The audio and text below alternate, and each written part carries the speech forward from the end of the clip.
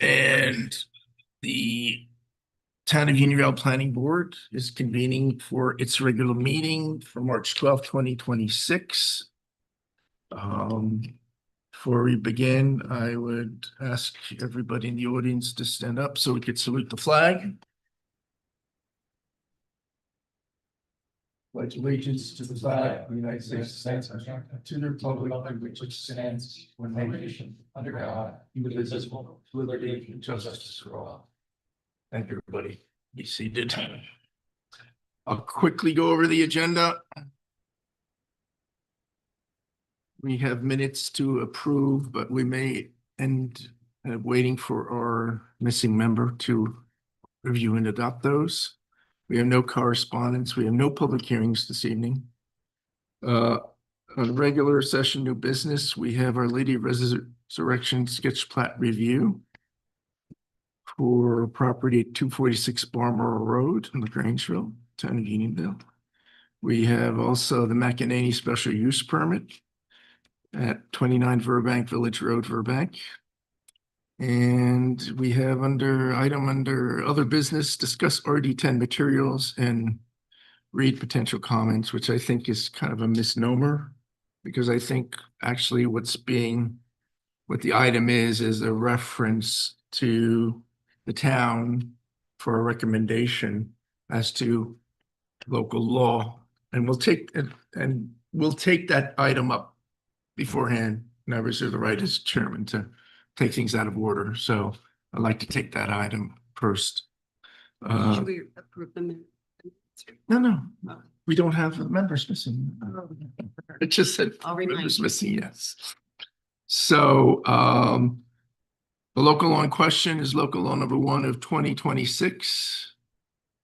Previously number 2 of 2024 and number 1 of 2025 for the Town of Unionville, New York, a local law amending zoning code article 11, section 210-86, section 210-56E, and attachment 210-3 relating to the establishment of a special permit in the RD10 district for catering facilities with a temporary lodging component and the elimination of conference centers as a permitted use in the RD10 district.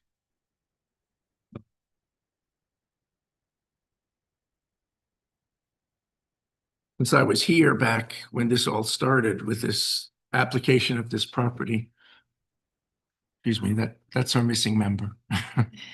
Have a seat. Documents for tonight. Okay. And then looked up and saw what time it was. All right. When this matter was first before the board, this came up before us back in April 2024, when the then applicant presented a sketch plan to develop a barn-style wedding venue at, I don't have the address, but it was on Briscoe Road. For wedding-style venue, the use was classified as a conference center by our then code enforcement officer, as our code contained no such definition in our zoning ordinance.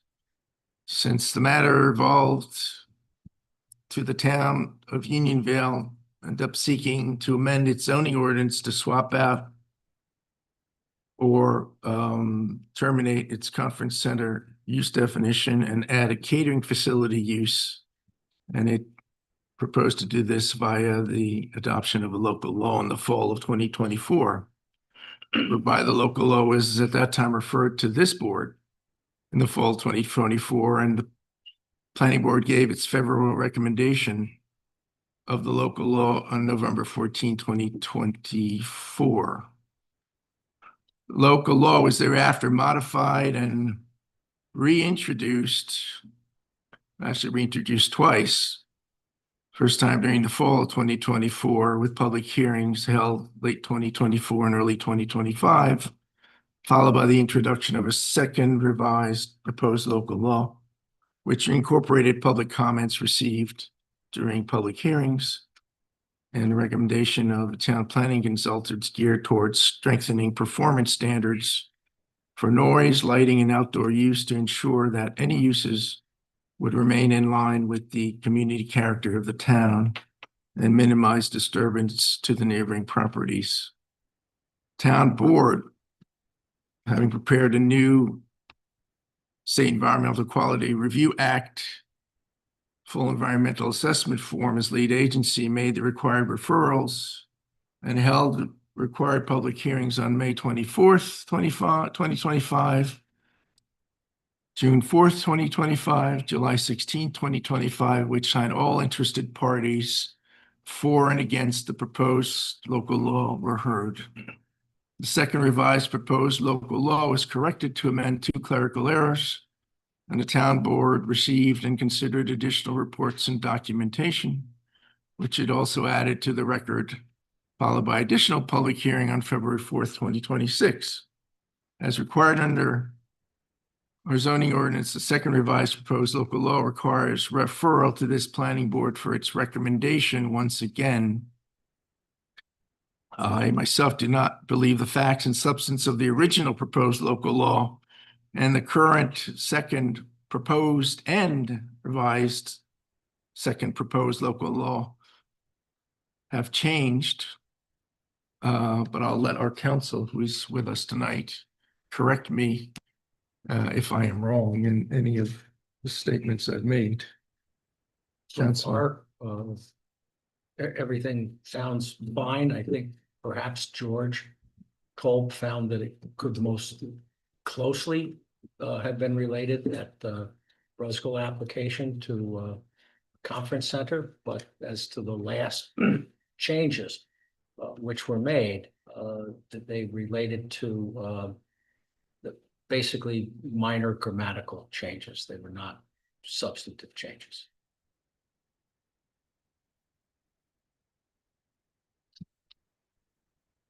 Okay.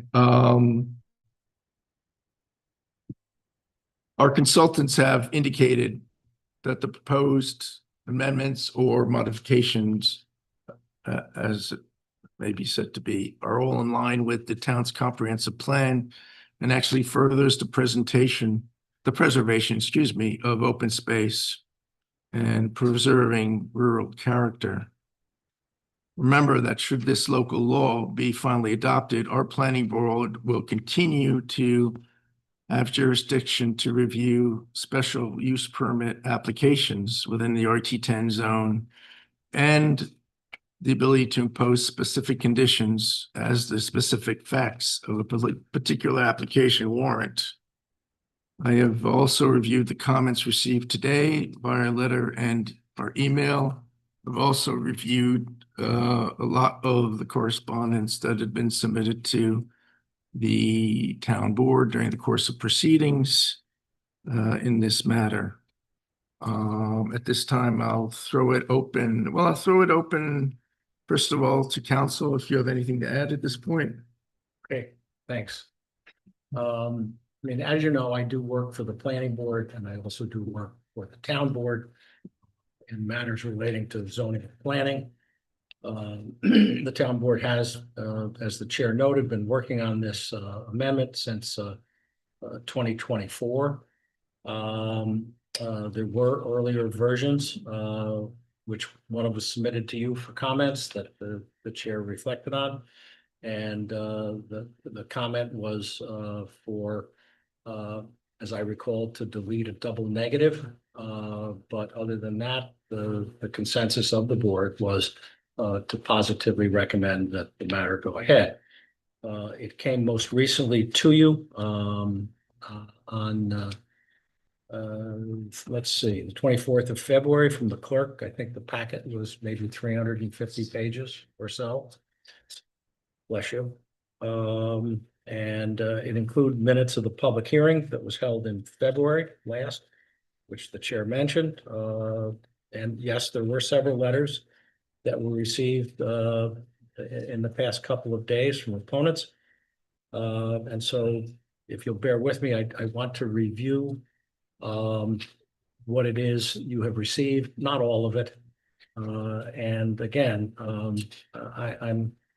an attorney. I'm not a member of the town board. I don't vote. I am not a member of the planning board. I don't vote. So this matter of offering a recommendation on this is something which, each of you will consider and then do. You do have a draft resolution, which has three alternate options to proceed. And with that said, there are areas that the code asks you to consider. Those areas are reflected in that draft resolution. And again, there have been people who have written and spoken in opposition to this. But I did want to say that there are several matters which have been raised, which I think are either not relevant to the work of the planning board or are legal matters. And one of them is a suggestion that the collector of taxes, Ms. Sagobeni, who's a member of this board, should recuse herself. To my knowledge, the collector of taxes has nothing to do with the assessment. She has nothing to do with going after people who don't pay their taxes. She can't change the amount that people pay for their taxes. And in addition, my understanding is that she has no business or personal interest in that property on Brusgill Road, which for a period of time was the subject of a preliminary application. So my point is, every board member has to make up their own mind, but I don't see the conflict. There's a reference to Mr. Redinger, and as you know, Mr. Redinger has moved on to be a member of the town board. So I don't think that's a comment that's germane. And as I said, there are legal issues that relate to the interplay of other sections in the zoning code and public participation and opposition. But if I can go to some of the issues that have been raised and are addressed in the documents that you've received. Number one, the parcel size. And again, what I'm trying to do is report to you what is in the record, but how you decide to absorb it and deal with it and accept it or not, it's up to you. The history of this is that conference centers did require 100 acres. When the current rezoning was brought forward, it was for a 50-acre limit. But in response to concerns that were raised, it's been most recently increased to 75. The minimum lot size in the RD10 district is not solely limited to single-family homes, and nor are the requirements for those non-residential uses 100 acres. Just by way of example, you can have inns for 20 acres, you can have kennels for 25, congregate care facilities for 25, riding academies for 20. A campground does require 50. A private outdoor rec facility does require 100. But the point of it is that 100 is not the marker for all development in that zone, which is not a single family home. Conformance to the comp plan, the master plan of the town, does what's going on here fit with that? The town has a planner, Kelly Leibold and Natalie Quinn, who have appeared, and in the packet of documents you have, there are a couple of reports from them. And they offer the opinion that the amendment does line up with the comp plan that preserves rural character, but provides for some expansion of tax base and employment, but it does preserve the rural character through several things, maximum floor areas, calling for adaptive use of existing structures, and siting of the buildings.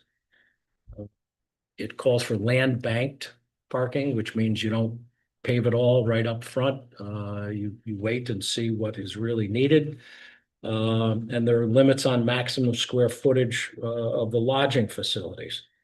One of the things that the question from the town board per the code to you is, does it line up with the comp plan? But also, does it line up with the Dutchess County the Greenway and other policies? That local law has been 3 times, 1, 2, 3, I think now 4 times referred to the county planning board for its comments. On the first one, the county did have some comments, and they were certainly considered by the town board. But the point I want to make is the last 2, when the revised local law was sent to the county, they report back that this was, I guess, a technical term, matter of local concern. They didn't suggest that it should not be adopted. They didn't have any additional comments. It essentially was, it's a matter of local concern. You know, the town may proceed as it wishes. The next thing is, the chair mentioned if any applicant, this is a several stage thing, you know, if you adopt something in the zoning law, it doesn't mean that the next day shovels go in the ground. Anyone who would want to build a catering facility in the RD10 district would have to apply, and they would have to come to this planning board for a site plan approval and also for a special use permit. And I'm not going to go into it, but there are additional restrictions which can be applied to these types of facilities by this planning board. And they relate to things like noise and light and other protections. Traffic is one of the things that was mentioned in the opposition. And the KARC, the planners report, reports that the code, the proposed code change says that the properties need to be on state or county, not on town roads. They also found that, to their thinking or their opinion, that the average vehicle traffic was about 2,000 cars per day, but the roads, which have the potential to have one of these facilities on it, have the capacity to take and operate efficiently at a load of 10 to 12,000. So there's untapped or unused vehicle capacity. There's also a report from the town engineer, Tom Harvey from Renia, who took a look at the sketch plan that was submitted by Mr. Fiscaldo for the Brusgill Road property. And there'd been talk about whether that was a safe entrance or exit. And his opinion was that entrance or exit in that spot would be permittable. You have to go through the county process, but that it could be issued a permit.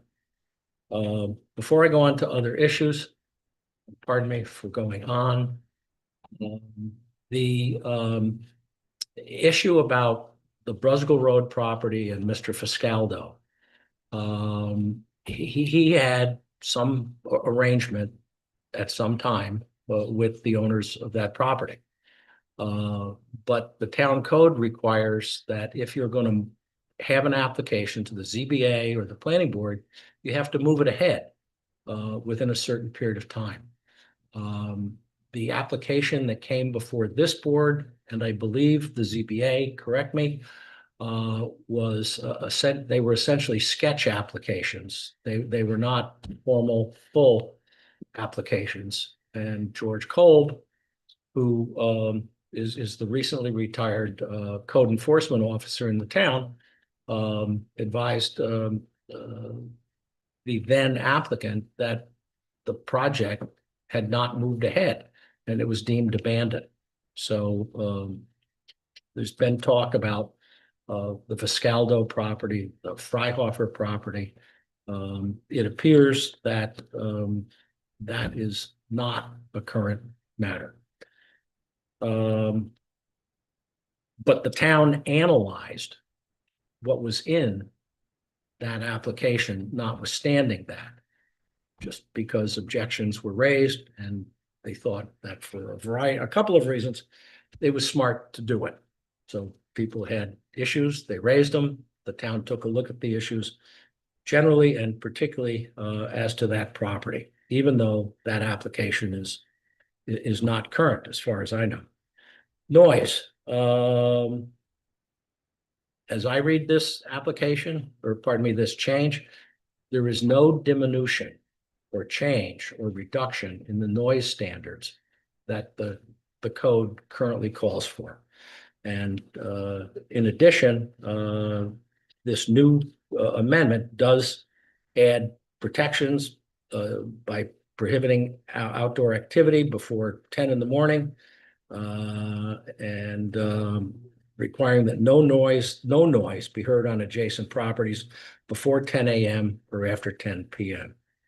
And the planning board, if somebody comes forward with an application, can require noise analyses, increased setbacks, and other noise dampening measures. We talked about Fiscaldo. That fits in with the objection that this is spot zoning. And I've talked about that. And as I said before, if anybody moved ahead on any project, they have to come to you for a full seeker and code compliance review. Pardon me. That's what I've got on that. And then the last thing, if you'll bear with me, this will take less than 3 minutes. Since you last reported to the town board, and this is annexed as Exhibit B to the resolution that you have, which is a listing of the changes that were made to this code, after people came and talked and planners made suggestions. And those were, as I mentioned, requiring land banked parking, prohibiting transient guests who would not be part of an event, limiting the square footage of lodging totally to 5,000 square feet, no outdoor activity before 10 a.m. And indoor activity after 10 a.m. and after midnight, and then requiring no noise, as I said, at adjacent properties before 10 a.m. or after 10 at night.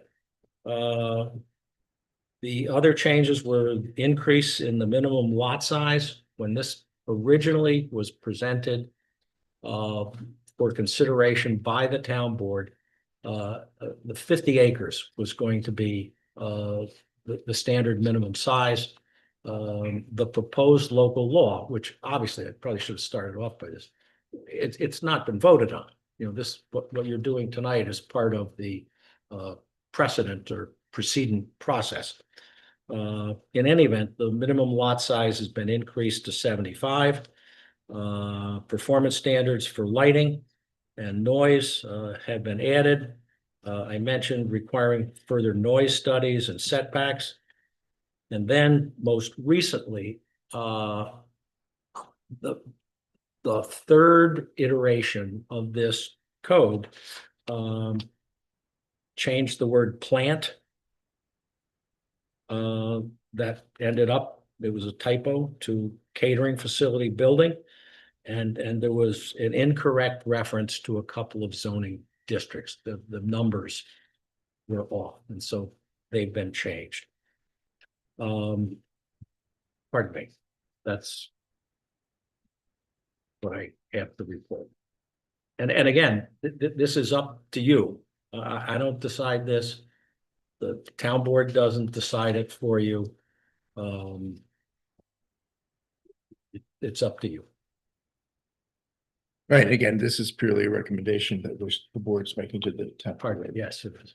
And thanks for correcting the record. I'd mentioned that we would still, assuming, or if this local gets adopted and the code is changed, planning board will still have jurisdiction under its ability to special use permit that would be required, but also site plan review, which I neglected to mention. So there are a lot of safeguards that will continue to be imposed under the ordinance to assure that we would have a good several pairs of eyes on a particular application to see what we think will work at the time and what we think will not work at the time. Now, going back to 2024, when this first came to sketch plan review, I was a little skeptical, but the plan submitted at that time, I did like the fact that they were seeking to incorporate this proposed venue, but also continuing agricultural use. I know most of the members were on this board at that time. You'll remember that that was what intrigued me about, and in fact, I kind of liked that aspect of it. And I would imagine that any future application, if this plan zone change goes to effect, hopefully applications will come to us, which will seek to incorporate some kind of agricultural use with whatever other elements that they want with respect to any catering facility. So with that, I'll ask if any board members have any questions. Just to elaborate on anything that's been said or anything that has been left out. Now's your time to speak. I was reading everything. I appreciate the comments here. Okay. I had a question. Exhibit B that's attached to the draft resolution. Had most of these changes been communicated in the process with the town board? Yeah, they are, People that are still drafting letters and emails, are they aware that these changes are being considered or being? yeah, I believe they are, and that those changes are reflected in different drafts of the local law, which has been put together and posted on the town website. And I believe that everybody's had access to them, and people they've spoken their mind. Yeah, I myself, I've seen reference to these items, which have been listed as bullet point items here in this exhibit. Have been mentioned throughout that record that I reviewed, and that board members had hopefully had a chance to take a look at. It's helpful that they're put in a bullet type form here for the board members to refresh their recollection as to any changes that were being proposed from the original local law, which are quite substantial, to be honest with you. So and positive with respect to what's being proposed here. So anybody else have any? No? All right. In that case, I have a resolution that I am going to read. Before you do that, Mr. Chairman, I think, Yes. and I'm searching for it here, I think this resolution may relate to having heard from people at Okay. this meeting, and Okay. I don't, It's well, it's an open meeting, so it's not a public hearing, but I guess I'll ask if board members have any objection to letting anybody speak, if anybody has anything to say. No? Does anybody in the audience have anything they'd like to say on this item? Okay. Okay, does that answer your question? yeah, it does, and I still have to find the clause to cross out. I didn't see it. Let's see. Yes, it says 6 lines up from the bottom. 1, 2, Statements made. 3, 4, 5, 6, make it 7. And having also considered the statements. statements made at the Unionville Planning Board meeting on March 12, 2026, Got it. that Okay. should be crossed out. I got it. And then I assume you're gonna go through the mix and match or options. Yes, no, well, um, I'll ask to take, I'll take your vote of the board members individually. That's what I'll do. Okay, I'll do the resolution then as for, I'll make a motion and I'll ask, for the second and for the votes. That's what I'll do. Counselor, is that fine? Okay. All right, I'll read this again. The local law number 1 of 2026, previously number 2 of 2024, and number 1 of 2025 for the town of Unionville, New York. A local law amending zoning code, Article 11, Section 210-86, Section 210-56E, and Attachment 210-3 relating to the establishment of a special permit in the RD10 district for catering facilities with a temporary lodging component and the elimination of conference centers as permitted use in the RD10 district. Whereas the town of Unionville Planning Board reviewed an earlier version of the above proposed local law, suggested a text change to it, which was subsequently made by the town board. And on November 14, 2024, unanimously agreed to a favorable recommendation of his adoption, which is Exhibit A hereto attached.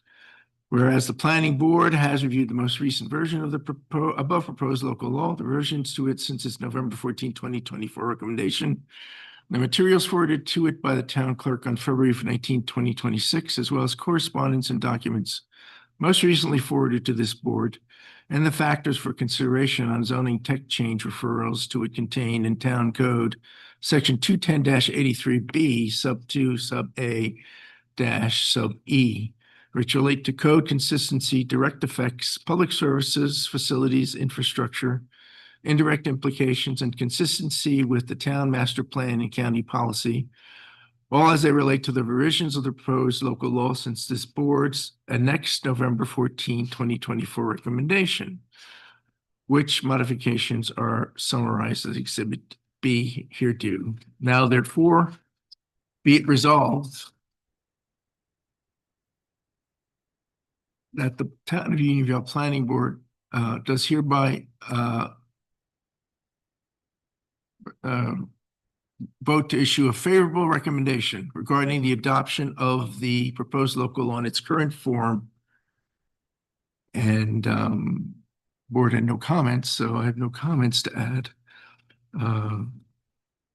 So I will I'll make a motion on that resolution and I'll ask for a second. Second by Darren. All in favor? Nays? Motion's carried unanimously.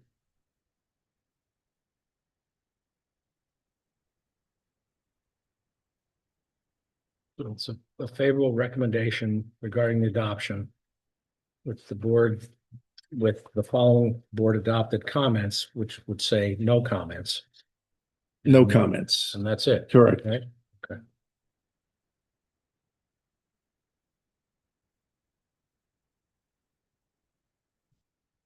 Two and three come out, right?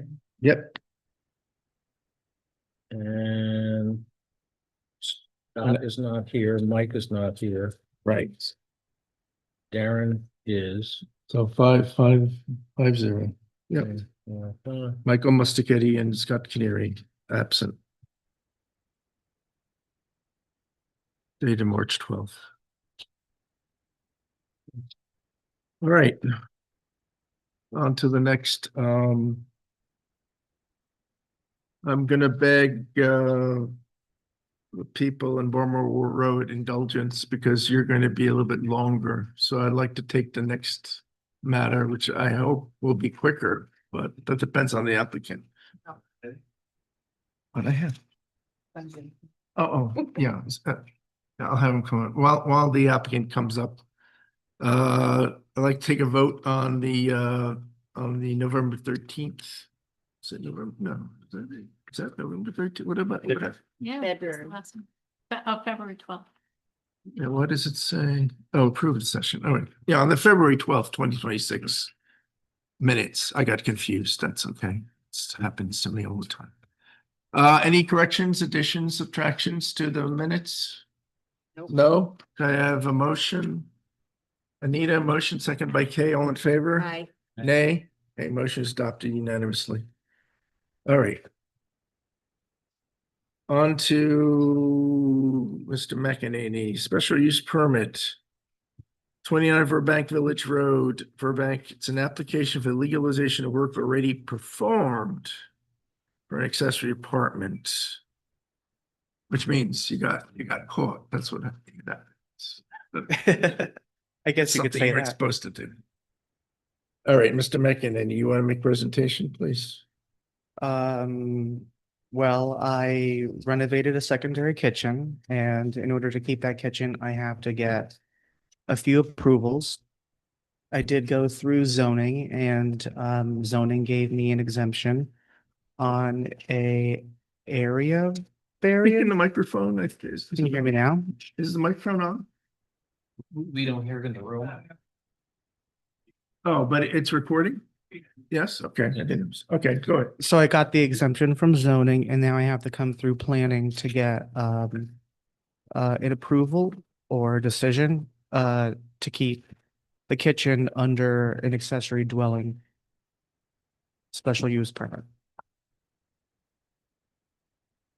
All right, my problem, Mr. McEnany, is it's been impossible for me to figure out exactly which plans we're supposed to be looking at, because the only thing I have is a series of plans that you originally submitted, which shows before and after. First, we don't know what's the first floor. We don't know what's the second, at least I don't. Maybe other members of board are better at this than I am, but I can't figure out, and you're limited to the number of apartments, I think. Yeah, council, 3. bedrooms, I mean, bedrooms. And reading. No, pardon me, 2. Okay. So if your plans, the way they read to me, I mean, on the second floor, you have 3 bedrooms, right? Right. And on the first floor, you've got this accessory apartment. The accessory dwelling unit that I'm trying to get Dwelling approved. unit, excuse me. So what I would Right. do is I would remove one of the bedrooms on the second floor and I'd relocate it to the accessory dwelling unit. Okay, but you haven't submitted us a plan showing that. All the Um, plans show 3 bedrooms. does everybody have the proposed bedroom accessory unit? I don't, I only know what was, I looked at on the electronic folder. But I didn't, do you have? Is that the original? Because it does show the before, the after, and where I propose, including the first floor layout and the second floor layout. Speak about that.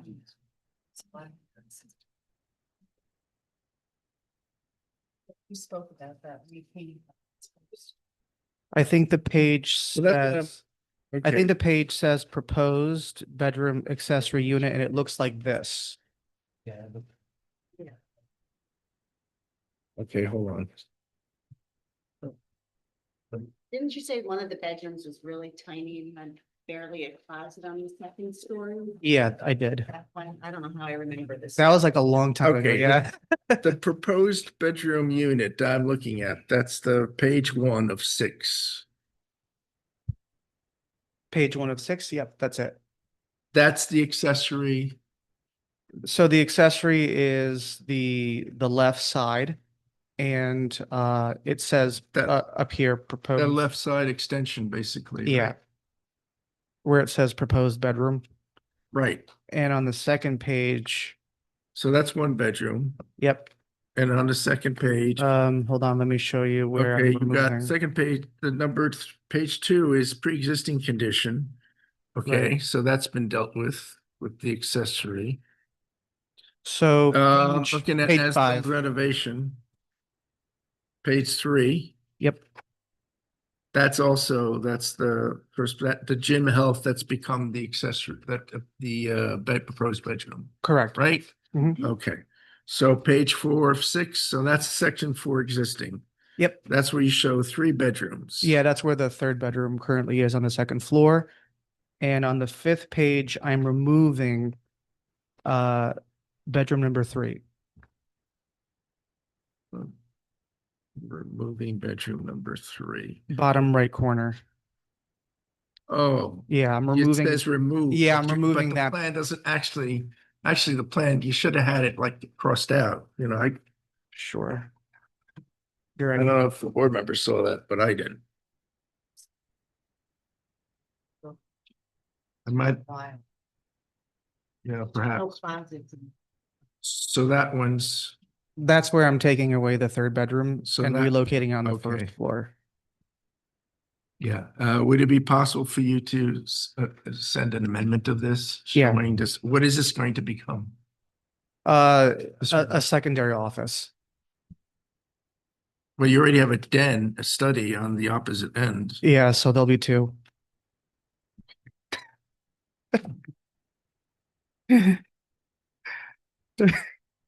Okay.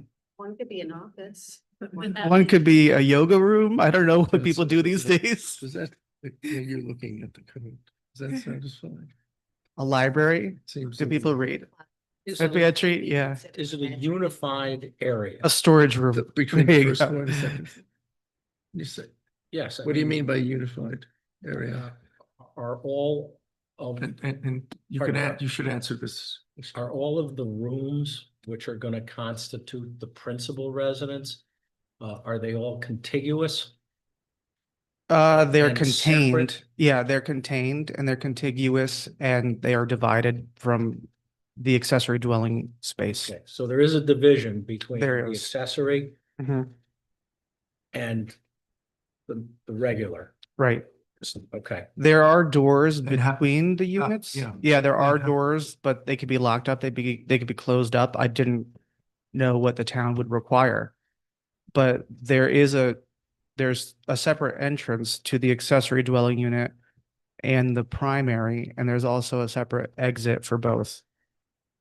The exits and the entrances were actually there before I purchased the house. They've been there for hundreds of years. Side by side, yeah. It's an old colonial, yeah.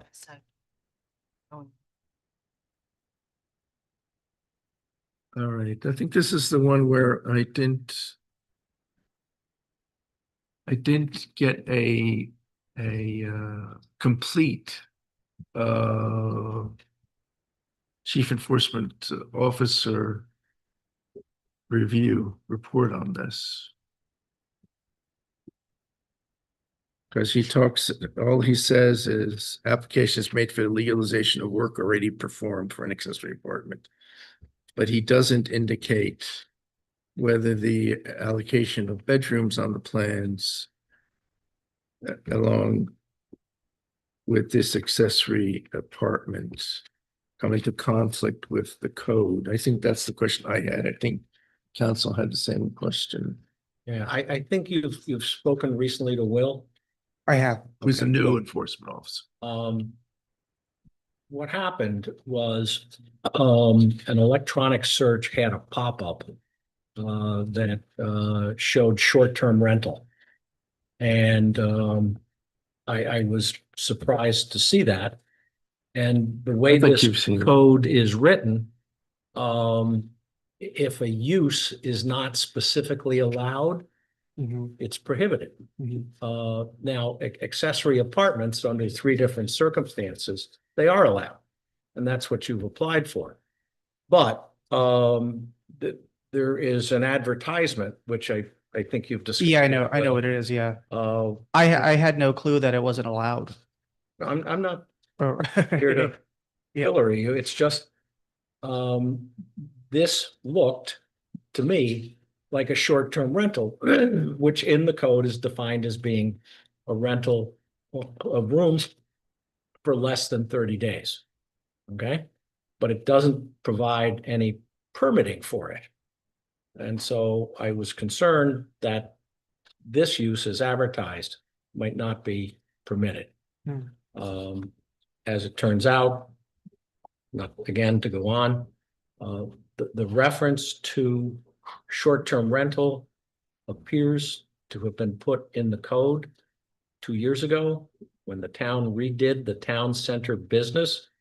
It's a huge revision, and they allowed, I think, duplexes and townhomes, but they said you can't have any short-term rentals in them. So where I'm heading, and I did mention this to the chair, and where I believe Mr. Dempsey is heading, is that notwithstanding that this might be rented for less than 30 days, I'm heading towards writing a letter to the chair and another one, getting another one, or Will doing, I don't get stuff from Will, he does it on his own. Him writing a formal letter that it is a permitted use. So that's the one piece that became an issue, but I believe it's not going to be an issue. Oh, thank goodness. Okay. Right? I didn't mean to Let's scare hope. you. All right, board members have any questions? Yeah, I do. So what I didn't see in the application is an analysis against the requirements of 21056B, which governs special use for accessory apartments. I didn't see it actually go through and enumerate the requirements and whether or not they're meeting each of those requirements.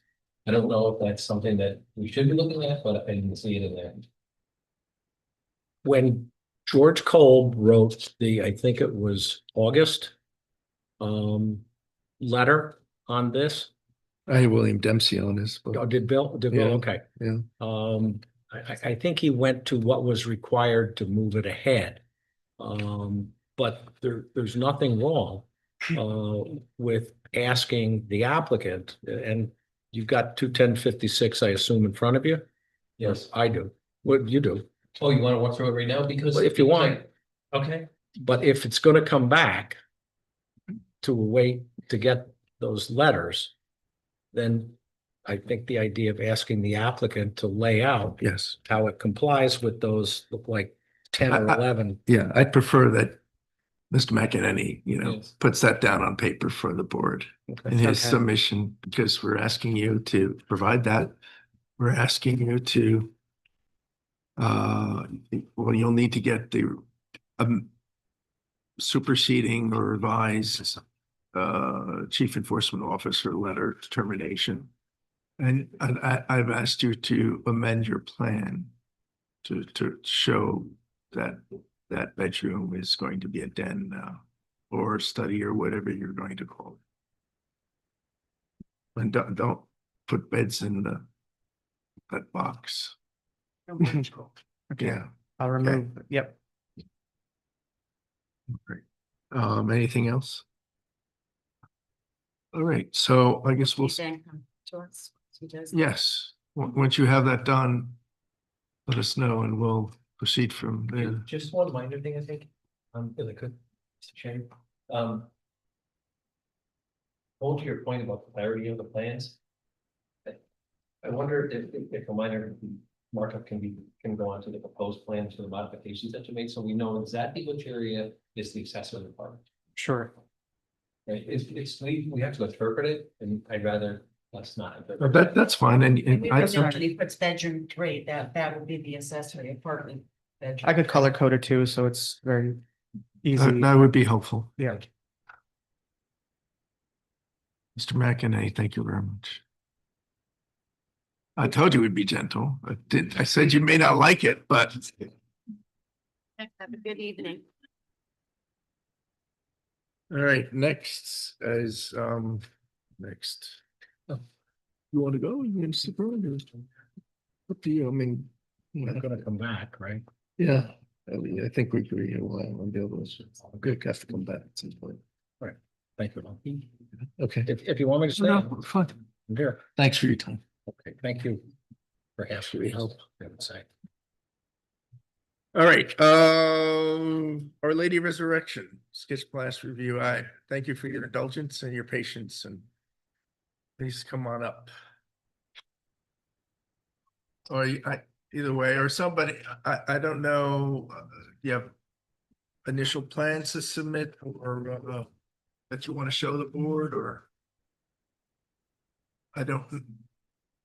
No, I know, but usually we like to see, do you have any big plans? These plans, you want to go through it with us or somehow, or? Okay. Well, usually the applicant makes his initial presentation because this is the first time you're Yeah. on, so we're going to be seeing you a lot, I think. And so you make your initial presentation of what you're proposing. And then as part of that presentation, you highlight on the plan what's what exactly, if you can. Could I ask you to identify yourself? Yes, my name is Father Adam Bacco. I'm one of the directors, and this is our architect. Oh, you're the architect. You are Miss Brunzema? Is that the way you pronounce? Okay. They can't hear her, so she's gonna have to come to the microphone. Okay. Just reintroduce yourself quickly. My name is Meta Bronsman. So you have our narrative as well as print of some of the ideas for the planning. I would love to just sort of maybe introduce the project for the sake of everyone present. And then we would love to get your input. As at this point, we don't have any concrete plans that we developed. Okay. That's fine. And that's the part of what the sketch plat review is. So. Yes, exactly. Yes. So just sort of, my name is Father Adam Bacco. I am an Episcopal priest. My wife, who is another director, is Reverend Kyra Lingo, who is a Buddhist minister. And in 2024, we were approached by the board of directors of Our Lady of the Resurrection to essentially be appointed as directors and board members of the monastery. The monastery has existed here since 1977.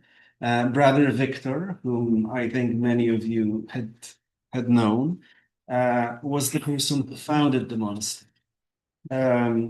It's an extraordinary story because he was a monk from France who immigrated to the US. As a 16-year-old at a monastery in France, he discovered an old cookbook. And so when he came to the US, he started cooking for different people. And someone convinced him to put together a cookbook. And it just so turned out that it sold over 2 million copies. And so with that money, he essentially purchased this piece of land and developed it into a spiritual sanctuary. The goal for it was really to create a community of Benedictine monks. Most of the time, he lived here either by himself or I think the most brothers that he attracted were 3. And the place was also sort of open to visitors. Many people came for a day. He had a very good relationship with Vassar College. We've met many students whose lives have been changed by volunteering at the monastery, by helping with the gardens, and learning about Benedictine spirituality, which is focused on deep listening, listening to the land, listening to each other, and listening to the inspiration that comes from scripture.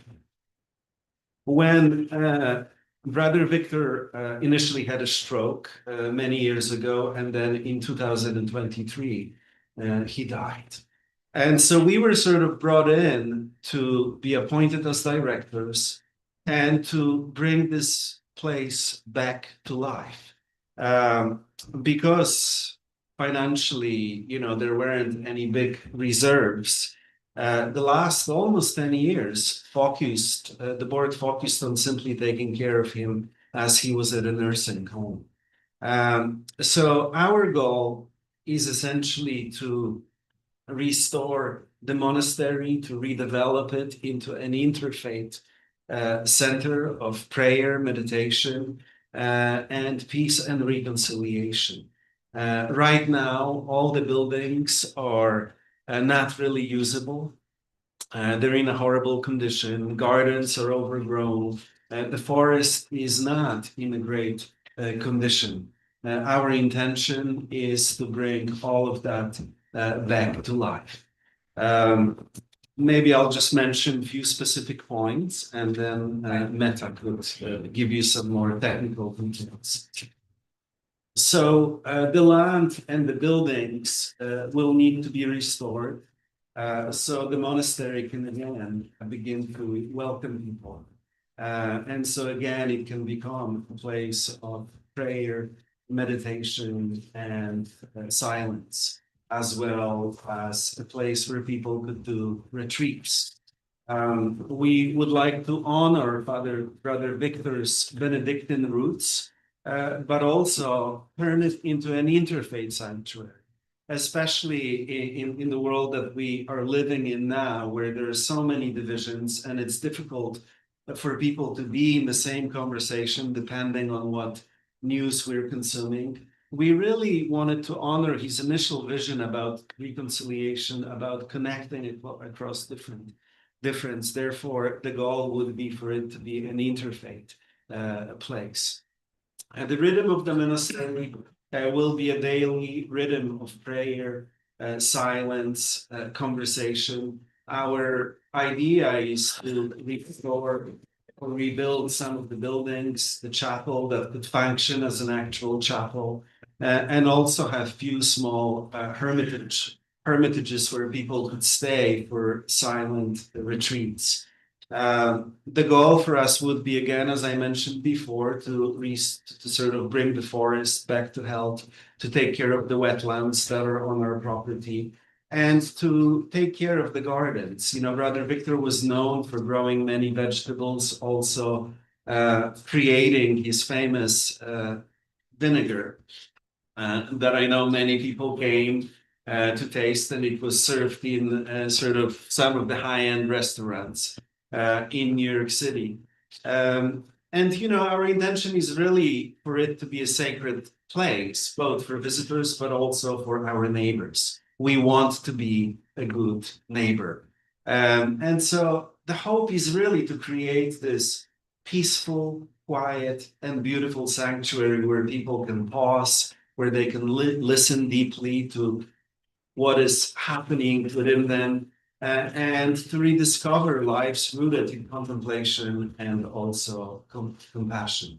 Our idea for all of it is to have a phased development, and the drawings that you have show the maximum long-term vision for the site.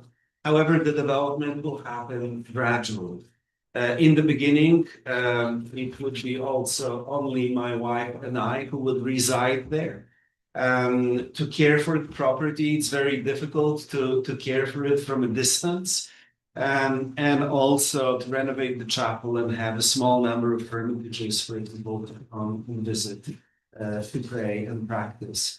The possible future phase would include a small sort of place for people to stay as retreat guests, and also the caretaker's cottage. At this point, we've done some preliminary planning, but we don't have any sort of architectural plans that we've designed, because we wanted to receive your input, to see. You know, our hope is that this can sort of be a conversation that can help us to decide how best to care for this piece of land and how best to create something that could serve the world. Thank you, Adam. Let me just briefly tell you what we've done so far from the technical point of view. So we have spoken to George Kolb, and I believe we had a small session with some of the planners, and I believe you were present. And that was very helpful. And we now understand that we need, you know, a site plan approval and a special permit, as well as health department approval for the water and for sewage system. So we were also told that we needed a DEC survey of the wetlands and a certification of those wetlands, as well as a site survey. That has been accomplished, and DEC has signed off on the survey and on the DEC boundary, including the 100-foot distance that is marked on the plan. I have sent a digital copy to Cynthia.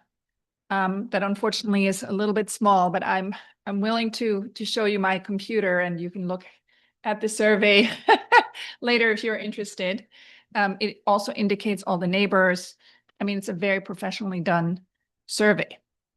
So what we've also done is initiated what we call an ecological assessment. So the clients have hired a very well-known landscape firm to conduct the ecological assessment, which is nearly complete, looking at endangered species, looking at, areas that are sensitive, looking at all the different things that affect the ecology, both from the plant point of view and the animal point of view. So this is a very expensive thing that they didn't have to do, but because this is a nature-based spiritual retreat, caring for the land and understanding the ecology is really part of the overall ethos. So in future presentations, once the ecological assessment is complete, we will share that with you. And you will see it conforms to previous ecological assessments that were done in Union Vale and are based on that same science. And you will recognize many of the items, including, the endangered species, et cetera, et cetera. Okay, so that is where we are now. The plans that are in front of you include an existing site plan that you may have seen that shows a larger building that is a combination of a monastery building with an attached chapel. And as Father Bacco just mentioned, the buildings, with the exception of the chapel, are in, I would say, terrible disrepair. I mean, the roof has been leaking for many years, and there is mold throughout. Basically all the structures, with the exception of the chapel that has very, very minor damage. And we worked with George Cole a few months ago to do an emergency repair of the roof of the chapel. So that was not anything structural. It was a patching of the roof so that we could ensure that the space would be, not inundated by water up until the time when we renovate the chapel. So in general, the project will consist of essentially renovating the existing chapel, and I'm happy to point it out to you in a minute on the plan, and to restore it pretty much exactly to what it used to be, and to selectively demolish and possibly salvage some of the materials of the existing monastery, because the building itself cannot be, in our opinion, be saved due to the damage, as well as the fact that it is really laid out as a space with very small cubicle rooms. It was really never intended for the kinds of uses that are contemplated here. So there's only one other structure that we may or may not preserve, which is an existing hermitage. So in the narrative, we try to describe what a hermitage is, and you may need to help explain this if there are any questions, but these are not sleeping accommodations per se. These are literally cells for meditation with maybe a desk and a bed. And that's it.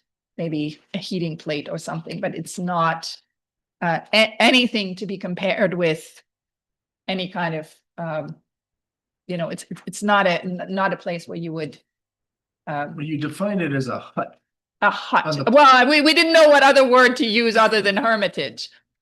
We said hut. It's basically a one-room hut. Yeah, that's what it And is. it's 250 square feet per each. Yeah, that's it.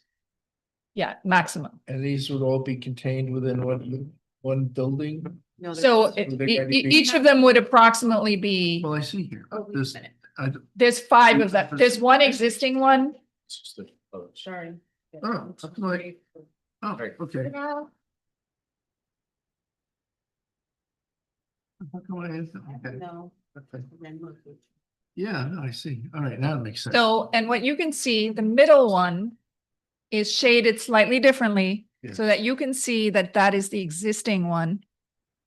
Uh-huh. And depending on the condition, and we haven't really gone in to see if it's salvageable as a structure because it also has some major water damage. Would those So be we- on slabs or on foundations? Oh, this certainly will be on point foundations. You know, it's not So gonna like be, cabins. yeah, it's just gonna be essentially concrete little piles, and then, you know, the whole building will float because the landscape is sloping. So from an ecological point of view, you don't want to touch the ground. So the building will sit on little 4 posts and beams, and then you have your building. And I believe even the existing one is like that. These are obviously going to be seasonal. I'm sorry? These are obviously going to be seasonal though. Yeah, we may put a solar panel and a heating unit in But it. you may do that. Yeah. I see. Yeah. Okay. I mean, all of that has not yet been decided. So let me just briefly tell you where we're at with the design. So the goal was to accomplish the preliminary survey. Now, this survey actually led to something very positive because we realized that the utilities needed to be surveyed as well. And while the water well is visible above grade, it was difficult for the surveyor to find out where the septic tank, the fields and the tank were.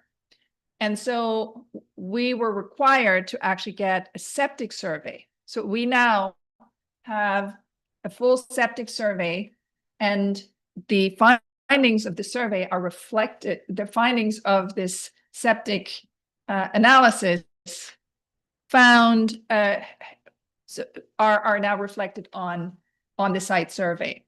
What we also found, because this particular septic assessment found that that the main septic tank appears to be functional, but for the future size of the monastery would not be sufficient. And near the cottage, there was a septic system that is completely illegal. It was something that number one didn't function, and number 2 was illegal. So that was very helpful for us to understand that, you know, we will have to work with engineers to redo the entire septic system. We may or may not, depending on the engineer's recommendation, use the same site and then expand the existing septic facilities. But that is yet to be determined based on the phasing plan, et cetera, et cetera, et cetera. Now, we were also told by George Kolb to contact the Department of Health to find and we were assigned a junior person whose name escapes me right now, but I can get to you if you're interested. And we asked whether we could be using, let's say, composting toilets instead of a septic system for the hermitages. And we currently understand that that is not allowed in the health department code. So we were also advised by Mr. Kolb that once a proper application has been handed in to the planning board, at that point, a sanitarian will be assigned to us by the health department, which may or may not be the same person. And so we have essentially initiated the conversation, but pending having concrete plans about where the rooms are and how many toilets and all of that, and not having hired any mechanical, electrical, plumbing engineers to date, we have sort of put the conversation with the health department on hold in a very amicable way. Tell us when you're ready, essentially, is what they said. So where we are at now is you have in front of you the three plans. One is the existing, the second is the utility plan, which has yet to be updated to reflect the survey that we just described, and a proposed plan where the main building is really just a kind of a shape. So it's not a floor plan. So don't get confused. Is that the building that you were building? No, but that is the location of the building.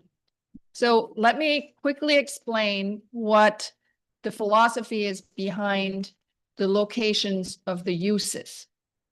So from the ecological perspective, it is best to build buildings on disturbed areas where there's already a building. So what we are planning to do is to build the new facility in exactly the same place where the previous building was. And that is the case for what I call the spiritual retreat, which includes the chapel, the meditation room, and potentially a kitchen and living room type of facility, and maybe a library and so forth. And then there's another structure that is called the parsonage. A parsonage is essentially part of the religious complex and is considered, as you know, a residence for clergy. So that residence will be built in the same spot as what we currently call the cottage. Okay, so our goal is to minimally, or possibly not at all, disturb any site. Is somebody living there now in the cottage? No. No, there's nobody living there now. And It's not really possible. It's not. right. Yeah. So we have received a list made by the town planner of the required submissions for our next application. That's my next question, Correct. because I had received something myself, but I didn't know whether that had been communicated to you.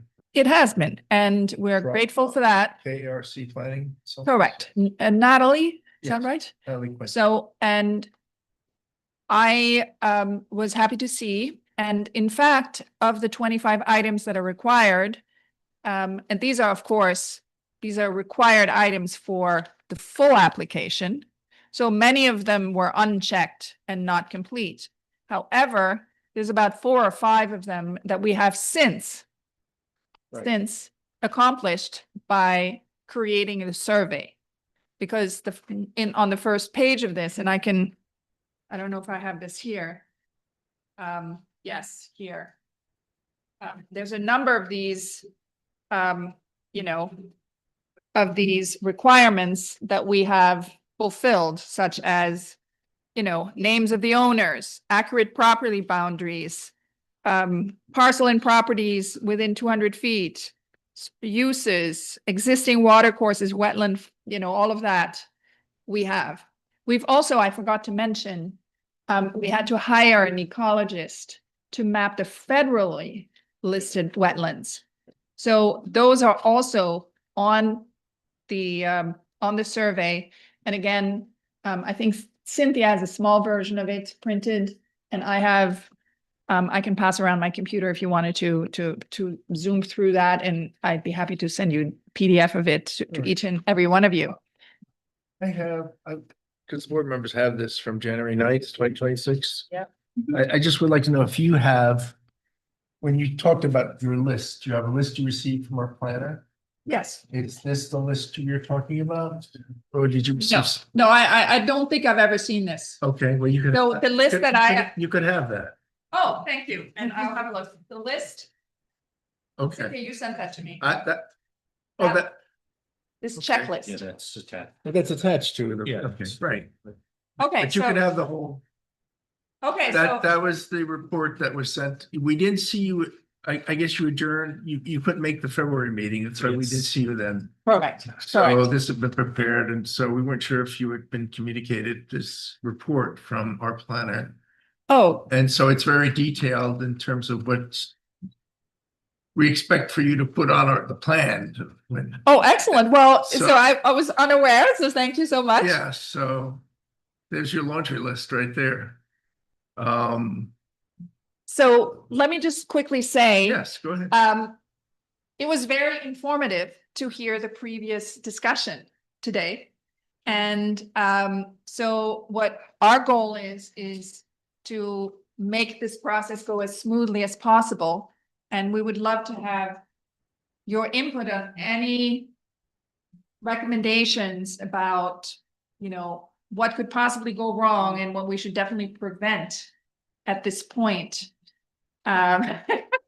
None of us have a crystal ball. You know, I know you don't have a crystal ball, but No, well, I'm personally, I'm intrigued because you know, I have been in touch with Brother Victor oh, when I first moved up here, because I'm from France myself. Oh, you are? My accent. Okay. So we had common language, and so he was very interested. Somebody else speaks. so French. you've been to the site? I'd been to the site. Oh, And I'd purchased vinegar from. Wow. wow. Okay, so I am familiar, but I mean, I believe the site's gotten run down since this was many years ago. Because I had my kids in tow, and now my kids are like this now, you know, all adults, so yeah, I do recall, you know, fondly that my visits, a couple of visits we had there.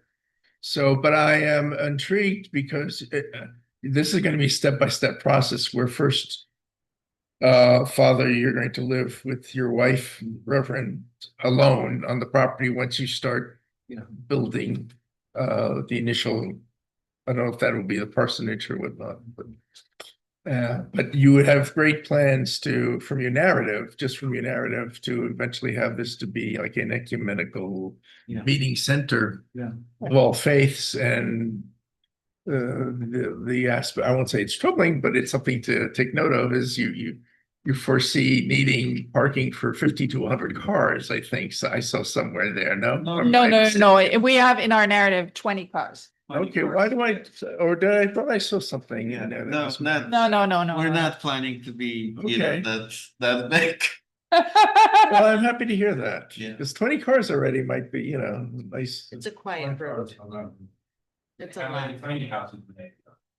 Well, that's the thing. We don't know that. I don't. They're think all, there did should you be. see what they were doing? Do you want these plans so you can see? Yeah, so right now, in terms of the tiny hermitages, the plan is 5. 200. Yes, but they plan to have events where they're going to invite members of the public, right? So then. And everything is described right here, like how big it is So that's. and what's in it with number. That's the chapel. And this is the existing, oh, are you the neighbors? Yeah. Oh, Well, very nice to meet you. so where are you? Where are you looking? Mike is right here, Who's here? right here, Okay, Excellent. and I'm over here. okay. Well, Great to meet you. well, we're definitely, you know, 'Cause my grandmother used to go up there for mass with Brother Victor back in the, right. So way this back. is the existing one, yeah. you know, so we're just grouping them. Okay. Yeah. So does this make sense to you? Yep. Right? And so this is the renovated chapel, and the dotted line is pretty much where we're gonna rebuild, right? And that's where the existing house is, and we're gonna cottage, and we're gonna rebuild that too. Yeah. That's Well, just well, you can. that's yours. Yeah. You can. Yeah, you can have Yeah. I don't wanna. But you just have to come to the microphone if you want. Yeah, I can do it, but are you okay? Wait, chair. No, that's Yeah, fine. okay. Go ahead. Hi, Hi. I am, my name is Karen Cunningham and I live in the Skip property Review. right next to your driveway. Oh, the one with the red- water. The one with the pond. Yeah. Oh, Yeah. One second, guys. Quiet, gentlemen. Oh, your We neighbor need has to a hear. question. Um, And I was just wondering how many people might be there at one time? Like, what's the greatest number of people? And that could be there at one time. And are these, my only concerns are, which it sounds lovely what you're doing, because it sounds very much like what was already there. Your plans seem to be similar to what Father Victor's were, so that sounds wonderful. So my only concerns are just, making sure all the plumbing and the water stuff doesn't affect anybody. Yeah. And also just the number of people, at Yes. a certain So time, the, but the general idea for us is most of the time to not have a lot of people Mhm. there. Like when you look at the hermitages, I mean, 5 hermitages. yeah, So, we would love the chapel to be open for mass, for meditation. So we're really, I mean, the maximum, we're talking 20 cars that Yeah. could park there. okay. A couple of times a year, we might have slightly bigger events, Mhm. but we're not talking about, huge festivals. Right. And when we do have more people on the property, let's say for a day, the original idea was that we would encourage people to park off-site and have a shuttle. Mhm. This way, the road is not disturbed, because one of the things that we were told is that sometimes when Brother Victor had the Vinegar Festival, it right. created some problems with people just parking on the Yeah. road. Our intention is not to repeat that. Yeah, okay. And also to be quiet. The general idea is for it to be a spiritual space, not a space where we, have loud music or lots of people Right, just right. dropping in. Yes. And as you said, you're planning on pretty much, if you rebuild or build, it'll just be on places that were already established at one time. So nothing like new or more. Thousands. What? They're saying that it's gonna be 13,464 square feet. Yeah, Nowhere near the size of it now. no, it's bigger because it includes, in a future phase, some music facilities, obviously. Yeah, so it will have obviously a living room, a dining room sort of situation, right? And it will have a meditation hall for the sort of Buddhist aspect of it. So in other words, people will be able to use the chapel. That's the Christian part, and a new meditation hall. And then there will be some lounging facilities because it's essentially about people getting together. So there will be a kitchen and a small dining and a small sort of living room and with a view to the trees. That's sort of the idea. And it'll be great to welcome all the neighbors there. I'm sure, it'll be a nice space for the public to visit. Repeat the question, because are you planning on clearing in the woods? No. No. Okay. So It's time. extension of, we are planning to hire an arborist to evaluate the health of the trees. And in some instances, when trees are too old and are at risk of falling over, they need to be taken down. So if any trees are being taken down, it is not like clearing. Okay, it would be what we call sustainable forestry. And the Okay. goal is to really bring the forest back to its health, because some parts of it just have not been taken care of. So you see trees that fell down, even the Hermitage, it had a line for electricity and the tree fell down on it. So the goal is to really preserve as much as possible and for the nature to be sort of honored and celebrated, as that's what Brother Victor was about. I mean, he had animals and other things. We are not planning to have, sheep or goats or And we're anything not like either. that. And we're not left. Right. Yeah. There's going to be a dog. There's going to be a dog. If that's okay. Gentlemen, you're a neighbor, but you're in the street. We're all neighbors. Could I have your address or name? Robert Weiss on 282 Baltimore, Johnson. Next. Michael Meyer. Address? I'm at 252 Barnum. I'm right next to him. Right next door. And And I'm down 14 Meadow Ridge, Joe. what's your name? Joe. Oh, I grew up there. We all grew up. I grew up. Yeah, yeah, okay, so you know, So. your Your address is what? stomping What ground. is your, 14 Meadow Ridge. oh, 14 minutes. I'm right there. Yeah, and I would be curious.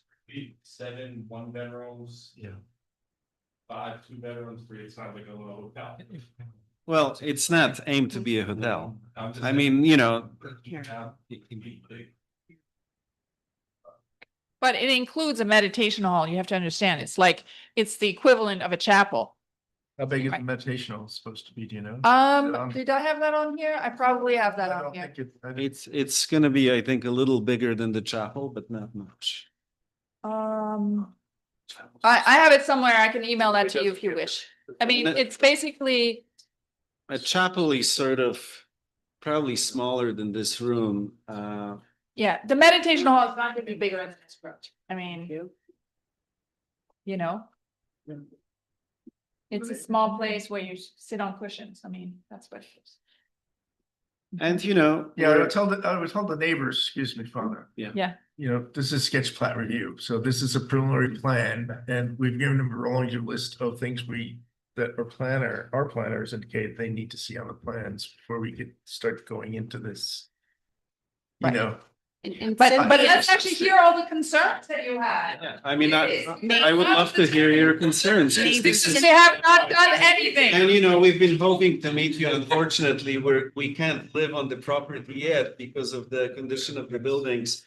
And so the idea was at some point when it gets warmer to just walk from door to door, but this may actually be. Also, if you wanted to exchange any, you know, contact information, we would love to meet with you. The goal for us is not to do something that will disturb, you know, your living.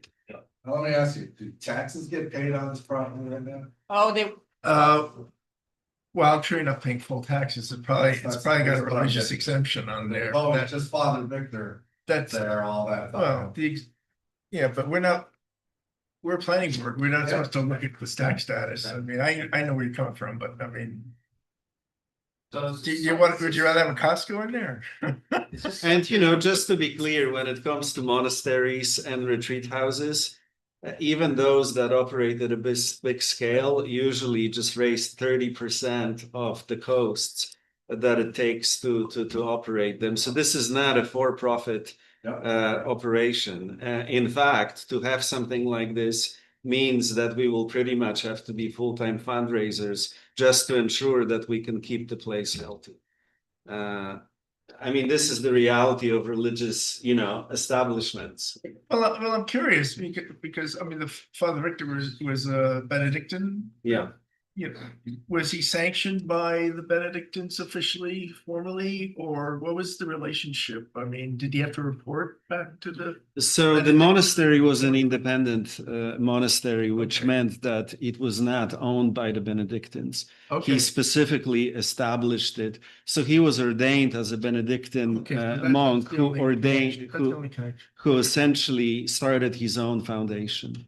And initially he lived with the Christian brothers, I think in Cold Spring.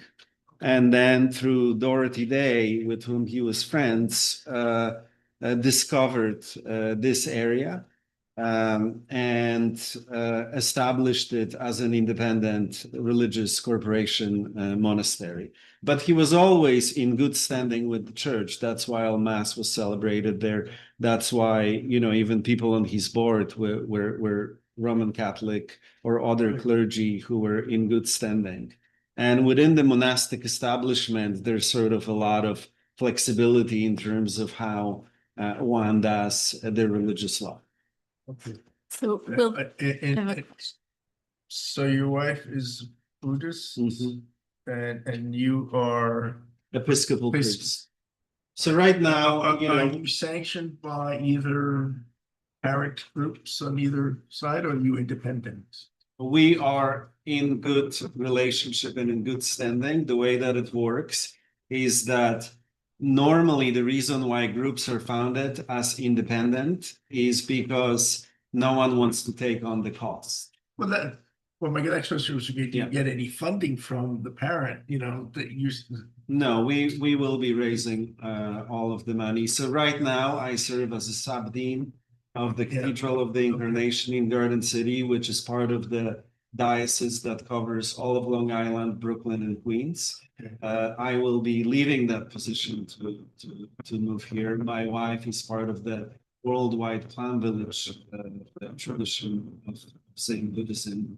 And one of their monasteries is about 1 hour from here in Pine Bush. And the goal is to be in good relationship, as well as there are about 10 different monasteries within an hour. And so the goal is to be in good network with all of them. Right, but you're basically trying to be self-sufficient, Yes, self-supporting, self-supporting, self-sufficient. Will you affiliate then with this region's Episcopalian? Yes, Um, and also we are already in conversation with the Mid-Hudson Valley Interfaith group that meets. So in order for me to serve as a priest here, I will have to be licensed in the Diocese of New York to be able to celebrate Mass law. I have a question. Yep. Is this something that the neighbors will have to add? Well, at some point Well, we, like when yeah. I put a garage on my house, it's a little too close to the road, so I had to get a variance. Yes. My neighbors all had to say, yeah, you can do that, it doesn't bother me. Is that something that this is gonna be as well? Well, once the plans are formalized, then the chief building official is going to review to see there's any conflict with the zoning ordinance with respect to whether variances are required. Otherwise, they'd be dealing primarily with the planning board for site plan review. And also, they also need to get a special use permit from us. You've been here since the beginning, so you've heard some of the discussions speak to that. Those two permits and plans that need to be approved by the town planning board. So yes, There'd be a public hearing. yes, as part of, well, they're public meetings, so you could come anytime this matter would come before us.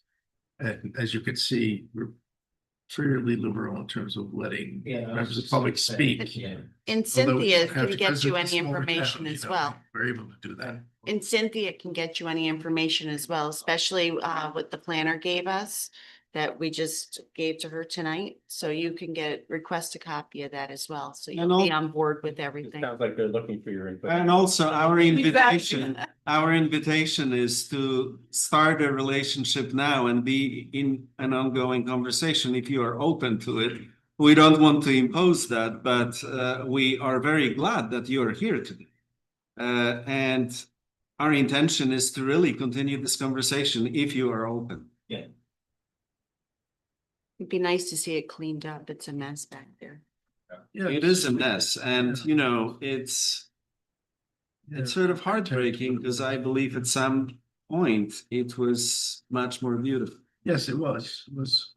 Everything Wasn't- is overgrown. Wasn't the greatest, but you know, when I was going there, but it was, you know, manageable. Well, I mean, my understanding is that the way that it was built was just rooms sort of added to, you know. So we hope to kind of do it a little differently. No. And we're very unlikely to encroach into any, we have studied the code and the setbacks Yes, very carefully. And whatever is shown on these maps definitely meets the codes as far as we understand currently. yes. And this is only a sketch. That's it. There's And that's still more only to a go. sketch. Well, Right. because the buildings themselves have not yet been designed. Right, so you have the information that we are seeking, Right. and I guess we'll look to see you once getting close to having. So Okay, so- let me actually ask you when the appropriate time would be, because as you know, the architectural process is concept design, then schematic design, design development, then construction documents, you have the bidding, then you have the contract administration, right? Okay, so, and you can, architects can apply for the building permit early on, or they can wait just before they issue the working drawings, which is the construction documents. So we would like to know from you at what point you'd like to, see us complete the application. Obviously, we have to have engineering details to be able to fill out the environmental assessment, right? Right, you brought up the environmental assessment, I think. So, right? so I've- that means that we will most likely be at the end of design development when we go Right. again. But I haven't, in fact, one of the notations in the planner's report is you need to substantially revise that environmental assessment. Well, we didn't, No, I know, I think you have a short form, I think, because environmentally, you've told us now what you would like, what you plan on doing there, even though you said you're gonna start small with just a parsonage. Yeah. For the father and his wife. But your environmental view forms, I hope they're showing, going to show what the plans are and in terms of your proposed so, center that you're contemplating. so the phase one will include the renovation of the chapel, the hermitages, potentially the parsonage, and then what we call the spiritual retreat, which will include, right, the meditation hall and the associated living spaces, right? So what we will phase out Single out a segment. is going to be the sleeping accommodations, because it will initially be run as a day facility. Okay, nobody's sleeping there except in the hermitages. Does that make sense? So what will be phased is the sleeping facilities and potentially the caretaker's cottage. Because we're not sure if that is financially feasible to actually have a full-time a site grounds caretaker with his or her own little caretaker's cottage.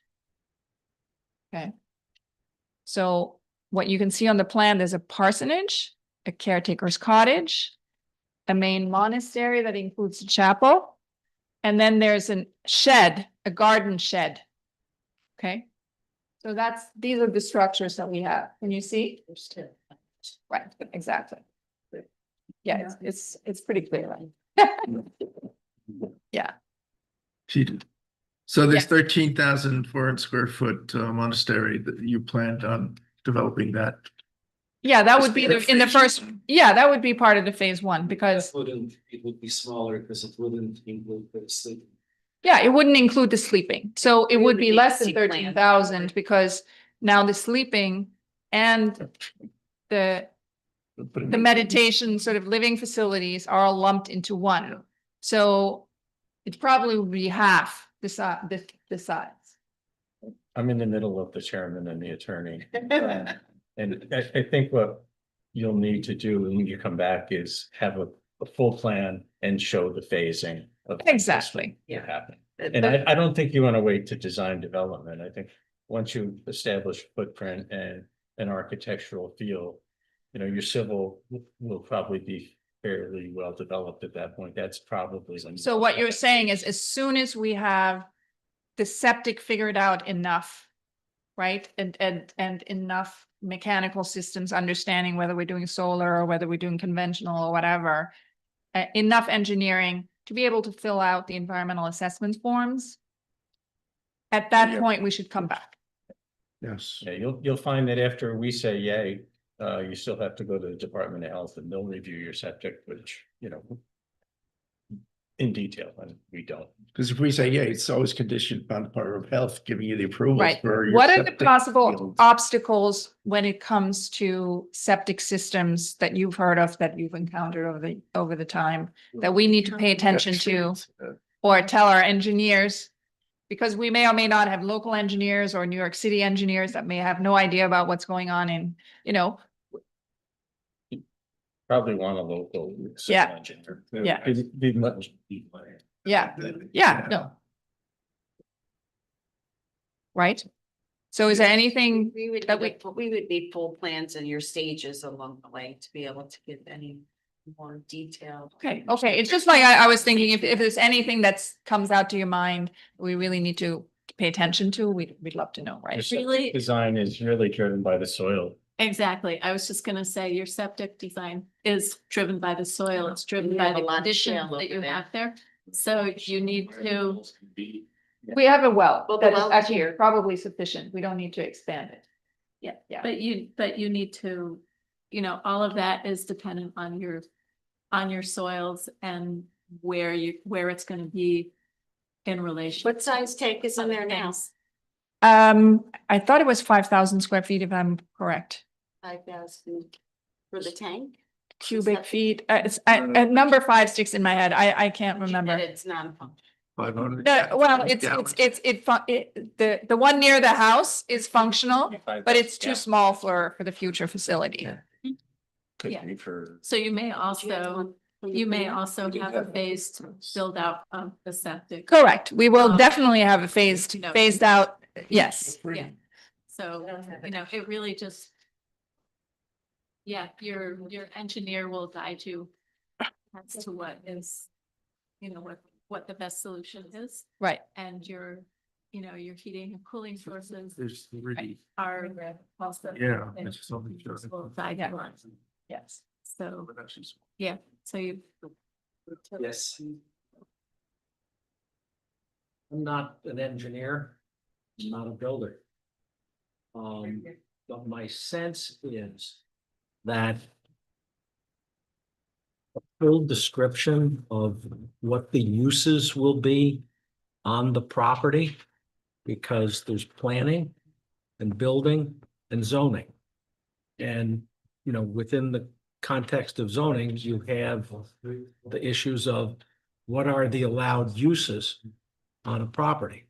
So to have, maybe not all in one document, but the ability for this board and Will Dempsey, George's successor, to know what all the uses are that are proposed in some level of detail, I think would be happy or would be helpful. On the plan itself. Okay, on the plans. Right, Yeah, Correct, Yes, so definitely. we did an attempt to put the uses and what they trigger from a zoning perspective into the narrative.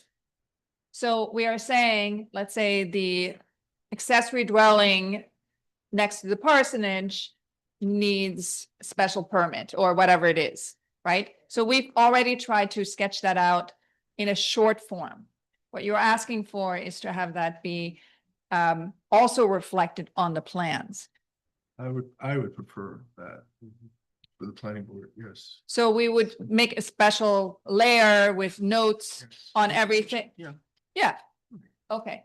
So- and the plans, to the extent that there are plans, in addition to what Natalie, the planner, has pointed out are needed, the code And these are two- defines These are two what ones. specifics a site plan plat needs to show. That's a problem. And so you and the other design professionals I don't have the. will want to look at that.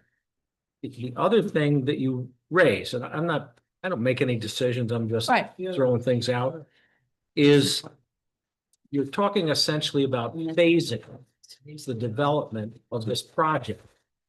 And in the environmental world, that when you start phasing a project, the question becomes, when do you do the environmental review of it? And what that backs up into is the question that I think was on the chair's mind is the project being segmented, meaning divided into separate, essentially approvals, one after the other, as opposed to all together? And so the general rule, and you're going to want to talk to your civil engineer and your lawyer and your planner and yourself. Pardon me. There's a joke. I'll talk to myself. About whether this project involves a permissive segmentation under seeker because segmentation tends not to be favored in New York. There are some times when you can segment it, but generally the rule is you do all the environmental upfront. Correct. So, That's what I think That's we it for should me. try to do. okay. Right, and your neighbors want to know that too, up front. That's. Yeah, And what I'm understanding is you want to get in there sooner than later, correct? Yes. So And the reason being that, I mean, regardless, we will be moving into the area at the end of the summer. And not necessarily onto the property. And the reason for that being so we can be here, so we can get to know everyone. So the whole development can happen more in relationship with the community. that's why I feel council was telling you to do it in stages. Yeah. Instead of trying to do it all in Yeah. one. well, they No, can't, telling- they have to do it in stages Yeah. financially. they Yeah. have to. No, But yeah. we're talking sounded about like- environmentally Yeah. upfront. Probably. Yeah. Right. Yeah. Showing the stages, but Third one you can't do. the review environmentally has got to be for the whole project that you propose. Yeah. There you go. Yeah, that makes sense. Yes. And it will be designed in such a way that it can be built, you know, separately. So in other Right. words, you can just, That's fine. the bedrooms are going to be a wing. You know, that's hopefully hidden behind. Yeah. Ms. Brenzema, could I have your address, office address, or? Yeah, I don't. 480 10th Avenue.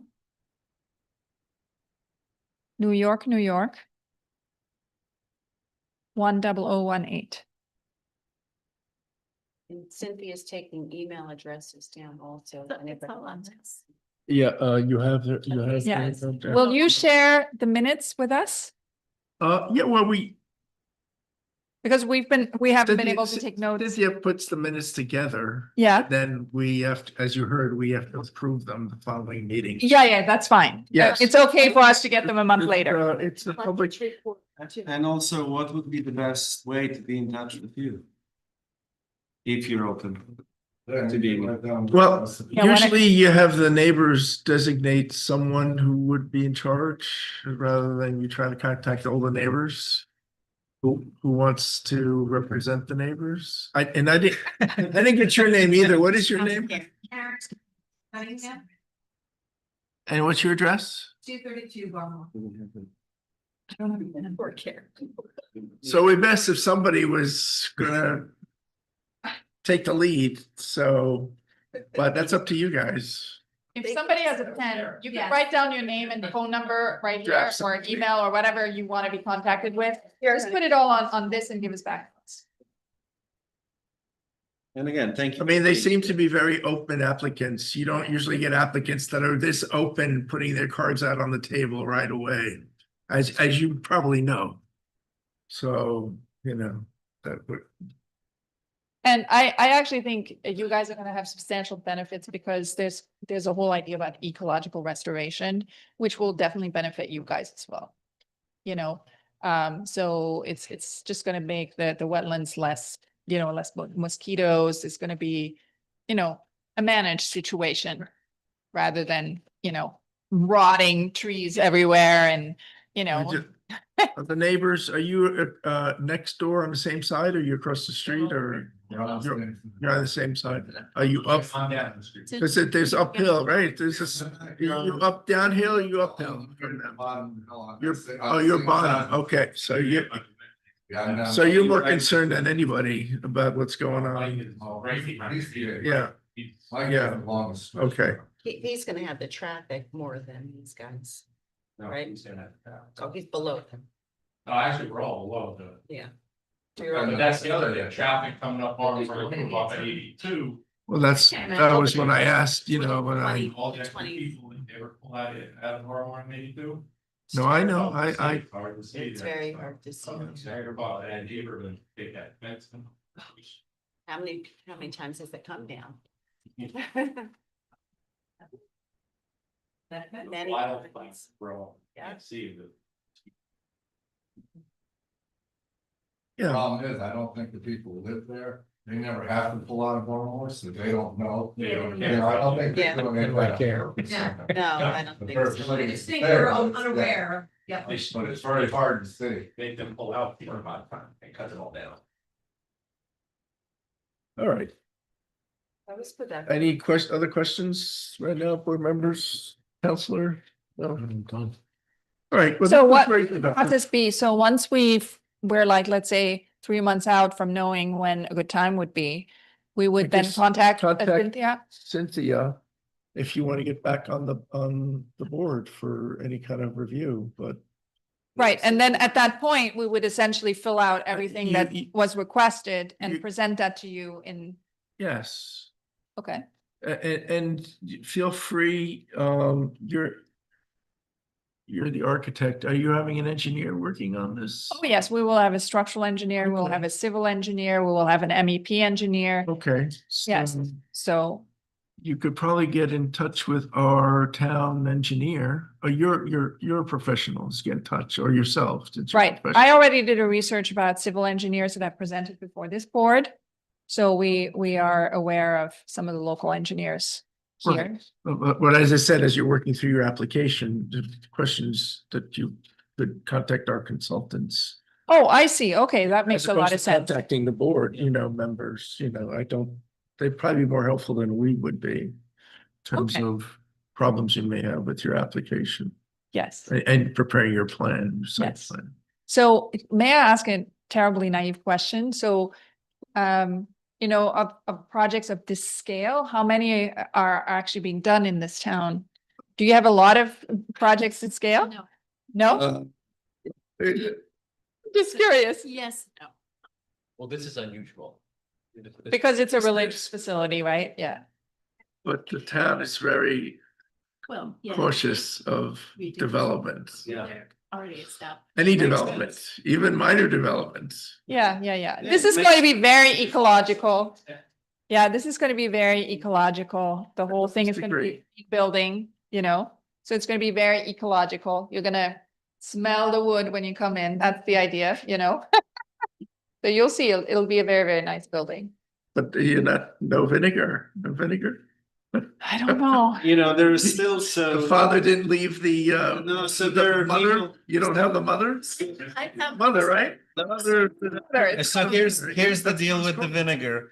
There are people that Brother Victor trained, and they still have the mother. Yes. So we do hope to learn how to make it. Not necessarily have vinegar festivals, but to know how to make the vinegar. And there is still some bottles left, that Brother Victor made.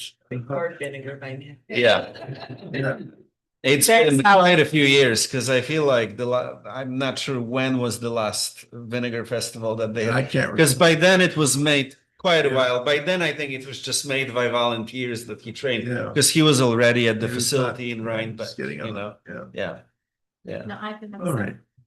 Really? You have some? So was it good, really? It's still, Oh, really? if there are some bottles, you should open some.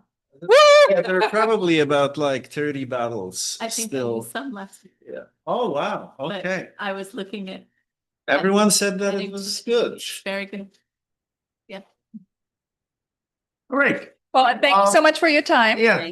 Thank you. Thank you for the presentation, and it's been very educational to us as well. And good luck in your project. Thank you Yes, so and- much for your time. You shall see it again. I'll see you before we see you, I think. Yeah. That's the thing. Yeah. Turn this off. And thank you for No, being it's a- here. All right. All right, board members have any other business? There's no other business? No questions? Do I have a motion? Motion by Larry, second by Kitty, all in favor? All right. You're right on that. Have a Thank good you. I evening. thought you wanted to leave. You got in touch. I did, but I It's said interesting. I'm here in order, to stay and listen. Okay. That's his wife is at